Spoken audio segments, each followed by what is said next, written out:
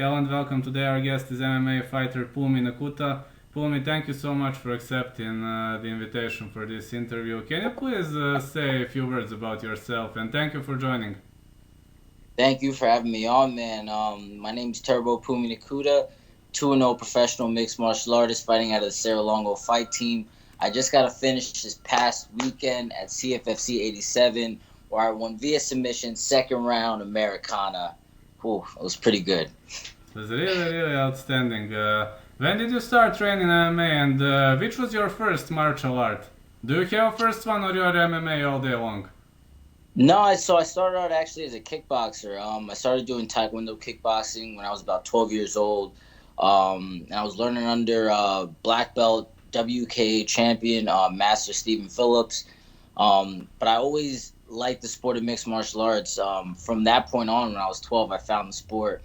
I think 12 or 13. And man, as I was doing kickboxing, then I moved on to jujitsu, and then I fell in love with it there, man. And after jiu-jitsu, we started off, and then shoot, after jiu-jitsu, I went on to wrestling for South Brunswick High School.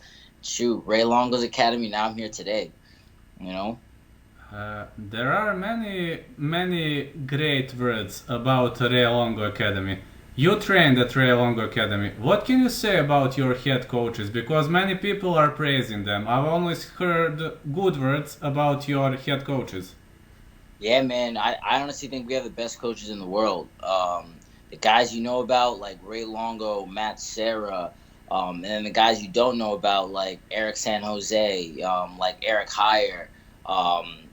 Some of the other coaches, man. It's just Pete Dragosel. This is also one of the jiu-jitsu coaches as well, man. We just have so many good coaches with so much experience, and then to add on top of that, man, to cap it all off, we have great fighters in the gym, man. We have obviously the guys you guys know about, the UFC studs, the Marabs of the world, the Aljos, the Als.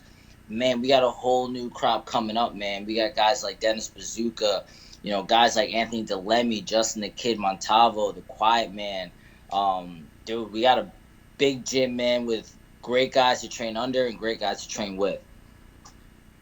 What do you think about your academy overall? I mean, overall, Yeah. what makes your academy better than other academies? Do you understand the question? Yeah, yeah. Okay, yeah, now I understand your question. But and I think the thing that separates us from the other academies is we're all so focused on getting each other better, right? We're not. You mean you go to other gyms, man, and sometimes you see it's very selfish. One guy wants all the focus, or one guy wants all the coaches to work on him, and he's willing to help himself, but he's not willing to help his sparring partner, or the guy that he's training with. It's a completely different vibe at Cerro Longo, man. Like, you want to see your boys succeed. You want to see your brothers in arms succeed. You want them to push themselves just a little bit further. You know, you want your boy to get that win, man, because when they win, we all win, man. And when they work hard, we work hard. It's almost like that iron sharpens iron, right? So we all grind so hard in the gym, man. We want to see each other succeed. We want to see each other get better. And I think that's the main difference, man, because at that point, it's more of a team sport than you realize, and we're all just getting better off the backs of each other. What can you say about your amateur career? Was it hard for you? Was it a big challenge, or I mean, look, man, I was able to go through my amateur career completely unscathed. A perfect 5-0 record. Didn't really didn't get hit at all. Before that, I was an amateur kickboxer where I was definitely tested a little bit more. I went 5-1 as an amateur kickboxer.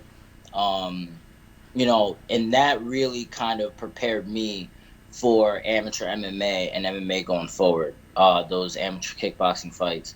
That really helped, get me used to being in the ring, being used to being underneath the lights and having to just go right on command. It was that really helped me with my amateur MMA career. But by the time I got to my amateur MMA career, I was just flying. I was coasting, man. I was just trying to train hard and just beat everybody in the world. At that point, I already was looking at the stars. That's outstanding. Really, really tough. What can you say about professional debut? How did you feel heading into your professional first fight? It was good, man. I felt good. I was actually, I actually took the fight when I was in Japan, helping one of my boys, Oka Sasaki, in Rising. So it was a short notice fight, but I'm the kind of guy, man. I train year round. I don't like to take off. I don't like to rest on my laurels and get out of shape. Nah, man. This is a sport where if you want to be the best, you got to beat the best, and the best are always working. So I got to work always too, man. So for me, man, taking that fight on 2 weeks' notice, I felt great. I felt like I came in great shape, and then as far as the fight went, man, I felt like I could wrestle all day, and then in that third round, I showed I could strike a little bit too. It was good to get a good 15 hard minutes in under the Bellator lights, man. Because now, how can I possibly feel nervous going into that ring, right? Like once you've been under the Bellator lights, once you've been in the Mohegan Sun Arena, and you get that kind of treatment, it's almost like, man, these fights are a cakewalk, at this point. Can you pinpoint to the most critical differences between Bellator and LFA? Ooh, Bellator and LFA. I mean, I'd say Bellator is definitely a little bit bigger of a show. They make a LFA is a good show, and I think it's a great organization that's gotten people to the big show. As you can see, man, on the I think it was the last Contender Series, they got a lot of guys signed to the UFC. But Bellator, man, it just kind of the nerves just probably hit a little harder because that is the big show. Bellator is one of the top dogs. So when you're under there, man, you're not just in a small crowd in North Dakota. Oh, you're in the Mohegan Sun Arena. You know what I mean? You're in some of these bigger venues that the UFC is in. So I think it's treated a little bit differently. It's a little bit higher scale. No disrespect to LFA too, because they're a great promotion, but I think Bellator is just a notch above them. Yeah, outstanding. What was your game plan for your last LFA fight? What was your game plan? CFFC. Okay, yeah. For CFFC. Um, Sorry, yeah, CFFC. Sorry, my mistake. yeah, yeah. So CFFC, man, it's another good organization. Yeah. Man, my game plan was simple: just go out there and win. I'm not really one of those guys that wants to get too caught up in game plans. That's why I train everywhere. I train my jujitsu, I train my wrestling, I train my striking, so that way I don't need a game plan. I can go out there and dictate the pace. I can go out there and dictate where I want to take the fight. If I want to take you down, I can take you down, and if I want to strike with you, I can strike with you too. And I think I showed that on Saturday or last Friday that doesn't matter where the fight takes place, man. I'm on the feet or on the ground. I'm here to go. Excellent. How does one day in your life look like?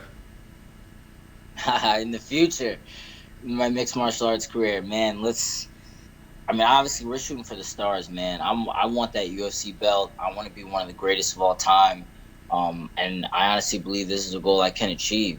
I'm with the best team in the world. I got Ray Longo and Matt Serra, the best coaches in the world.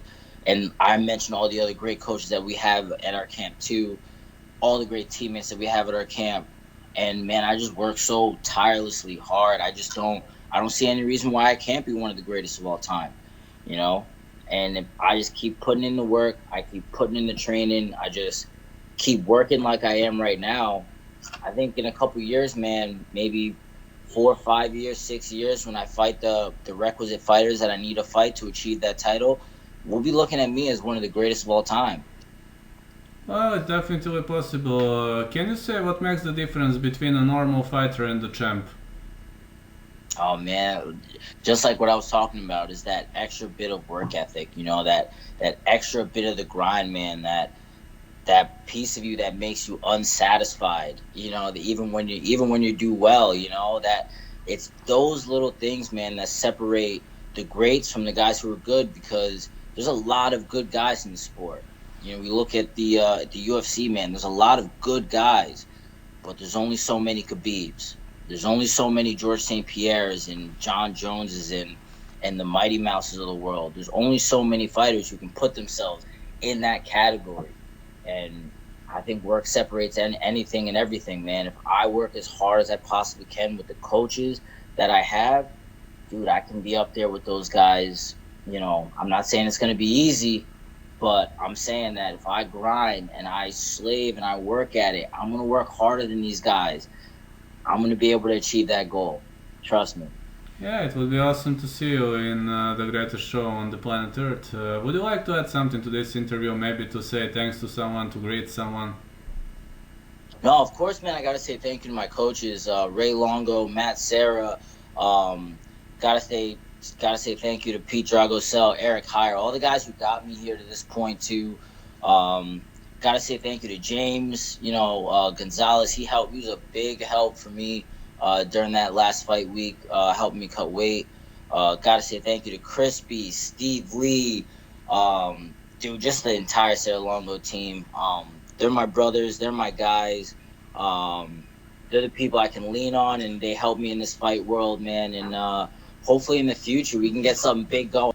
So, thank you so much for this lovely interview, and I will start creating video now. So, I hope maybe in 2-3 hours I will see. I will see, depends on the program. In 2-3 hours, I hope it will be online. We'll send you a video. You're the man. Thank you. Alright, thank you so much. Have a great day. Take care, boss.